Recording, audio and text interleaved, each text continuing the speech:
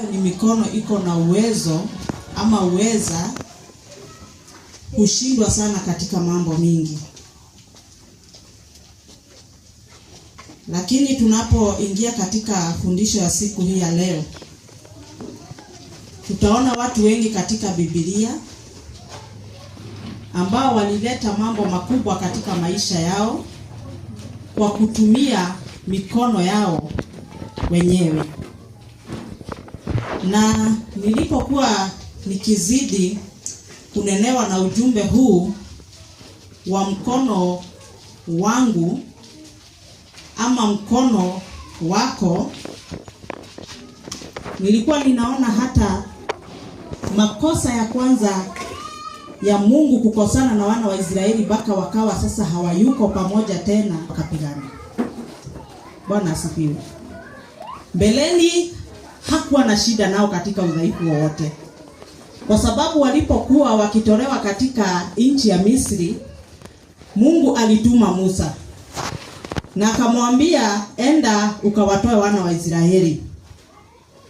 Na tunaonaga vizuri sana mpaka Musa akimwambia Mungu, nitakapofika mahala pale kuambia waondoke twende nao, watakaponiuliza ni nani, Bwana anamwambia vile atakavyosema. Bwana asifiwe.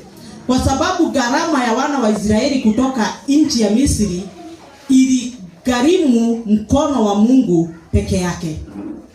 Bwana apewe sifa. Walipokuja wakiwa katika njiani wakienda, walipokuwa wanaona adui na mbele yao wanaona maji, walikuwa wanalilia Musa. Bwana asifiwe. Na Mungu anasikia. Hiyo ni nafasi ya mtu.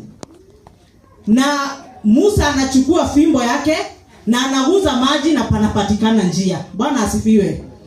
Na tukafika hata mahali ambapo walipokuwa wakisikia njaa, wanaongea mambo mengi mazito.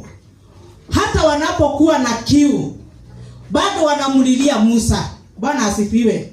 Lakini ikafika sasa ni wakati wao kudhihirisha mikono yao. Bwana asifiwe. Wakashindwa. Bwana apewe sifa. Unaweza kuwako hii mikono ingine haina shida, mkono wako ndio shida katika maisha. Bwana asifiwe.